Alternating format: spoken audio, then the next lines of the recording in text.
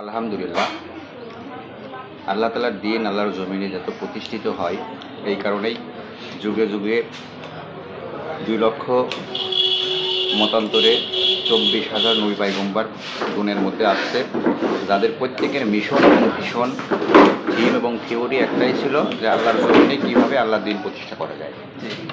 হযরত আদম আলাইহিস সালাম থেকে শুরু করে শেষ নবী মুহাম্মদ রাসূলুল্লাহ সাল্লাল্লাহু আলাইহি সাল্লাম পর্যন্ত প্রত্যেকটা নবীর একটাই কাজ ছিল, সেটা হচ্ছে আল্লাহর দিনকে প্রতিষ্ঠিত। বিশেষ করে আমাদের নবী হযরত মুহাম্মদ সাল্লাল্লাহু আলাইহি সাল্লাম এই ইসলাম এবং দিনকে এবং আল্লাহর কালিমাকে দুনিয়ার মধ্যে প্রতিষ্ঠিত করার জন্য অত্যন্ত কষ্ট করেছেন, রক্ত ঝরাইছেন, ঘাম ঝরাইছেন, এবং প্রত্যেকটা পদক্ষেপ এবং প্রত্যেকটা সময় আল্লাহ রসুল ঠিক আছে অত্যন্ত চেষ্টা করছেন দিন কায়েম করার জন্য। কিন্তু অনেক সময় অবুঝ এবং কাফের গোষ্ঠী, মুশরিক গোষ্ঠী এবং বদ্দিন ইহুদি গোষ্ঠী, তারা আল্লাহ রসুলকে না বুঝে কখনো পাথর নিক্ষেপ করছেন, কখনো জাদুকর বলছেন, কখনো বিভিন্ন ধরনের তোকমা দিয়ে আল্লাহ রসুলকে কি করা হয়েছে, নেস্তে নাবুদ করার চেষ্টা করছে। কিন্তু সত্য দিন কখনো চাপা থাকে না, সত্য কখনো চেপে রাখা যায় না।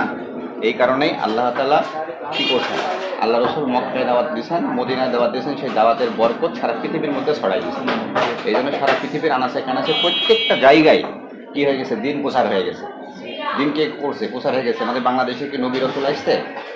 আমাদের বাংলাদেশে কি মুহাম্মদ রাসূলুল্লাহ সাল্লাল্লাহু আলাইহি ওয়াসাল্লাম আসছে? তার সাহাবায়ে কেরাম আসছে?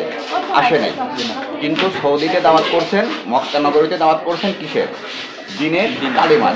ওই মেহনতের বরকত আল্লাহ তাআলা সারা পৃথিবীতে বট গাছের ছায়ার মতো কি করছে, ছড়াই দিয়েছে।